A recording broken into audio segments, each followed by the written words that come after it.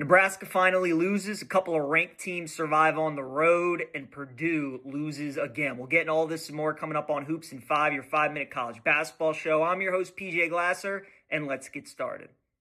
We had a top 5 matchup in Ann Arbor last night between undefeated Nebraska and 18-1 Michigan, and this game lived up to all the hype. An unbelievable first half, one of the best first halves I've seen in college basketball all year. Nebraska drilled 10 3-pointers. They were unconscious at times. They were undermanned in this game, too. Their big man was out for the game. So even only playing a rotation of about 6-7 guys, they came out of the gates firing. Michigan was also answering the Nebraska offense. They were great on the offensive side of the floor. It was 50-48 at halftime. And then in the second half, a completely different story. These teams combined to only make 2 3-pointers in the second half, a combined 2 for 26 from long distance.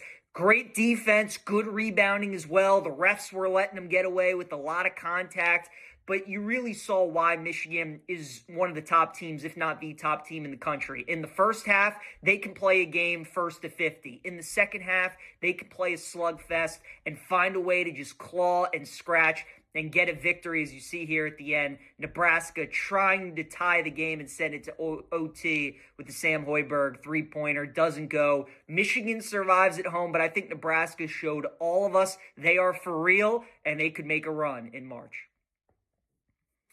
We also had a couple of ranked teams who survived on the road last night. We'll stay in the Big Ten, Michigan State and Rutgers. Rutgers was pretty much winning this entire game in regulation. They were up at halftime. They were leading for much of the second half. They had an 8-point lead with about 3 minutes to go, but Jeremiah Fears right here with the and one layup ties it. Rutgers pushes their lead back out to 3, and then Ugachukwu from the corner drains the 3-pointer to tie it.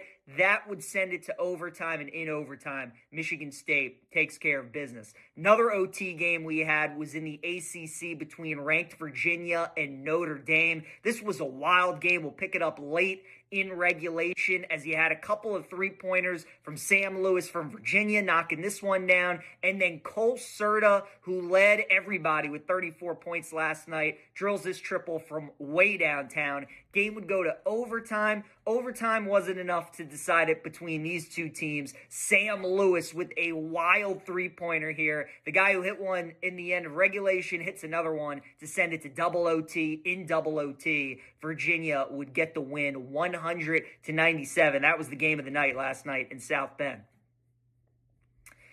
We also had 2 of our mid-major teams who are ranked, St. Louis and Miami of Ohio. They both survived last night. St. Louis was dealing with George Washington in the A-10. Again, the theme of the night, a lot of these ranked teams down at halftime and having to come back. GW was up by 10 at the intermission. They were up for much of the second half. Looked like they were going to pull the upset. Then the game is tied late, less than 10 seconds to go. Robbie Avila, the guy for St. Louis, drills the triple to give the Billikens a 3-point win as they continue to win games. And then Miami of Ohio, with Nebraska losing, one of 2 undefeated teams left now, along with Arizona. Boy, did they get a scare from Frank Martin and UMass last night. Trailing at halftime, having to come back. This game was close at the end. They're at the free throw line, up by 2, missed the free throw. UMass gets the rebound, 2 seconds left. Half-court heave doesn't go as Miami, Ohio survives and improves to 21-0.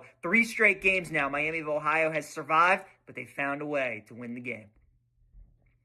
Team that hasn't found ways to win recently is Purdue. They dropped their 3rd straight game last night against their rival, Indiana. They lost at UCLA. Then they lost at home to Illinois, giving up 46 to Keaton Wagler, and then lose last night to Indiana. They just got to figure it out right now. Defensively, they're giving up too many open looks. Offensively, outside of Braden Smith and Trey Kaufman-Renn, not enough consistency. They're a great team with a lot of veteran leadership and a great coach in Matt Painter, and a team that a lot of people felt like in the preseason was the team to beat, was going to win it all. They're still going to be a very tough out when March Madness comes around, but right now, searching for answers.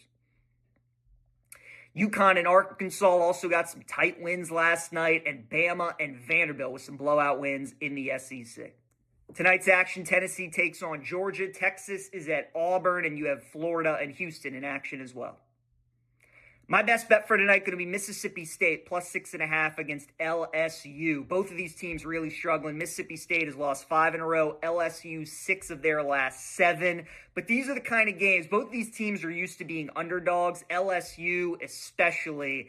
And about 3 weeks ago, they were a favorite of 7.5 against South Carolina, lost by 10. Tonight, they're a big favorite. When you get teams like this that aren't used to laying this amount of points, I'll always look to fade them. Mississippi State has struggled against the top teams in the league. I think they'll be much better tonight against one of the worst teams in the SEC and LSU. Give me Mississippi State plus 6.5. That'll do it for Hoops and 5. I'm PJ Glasser. We'll see you guys next time.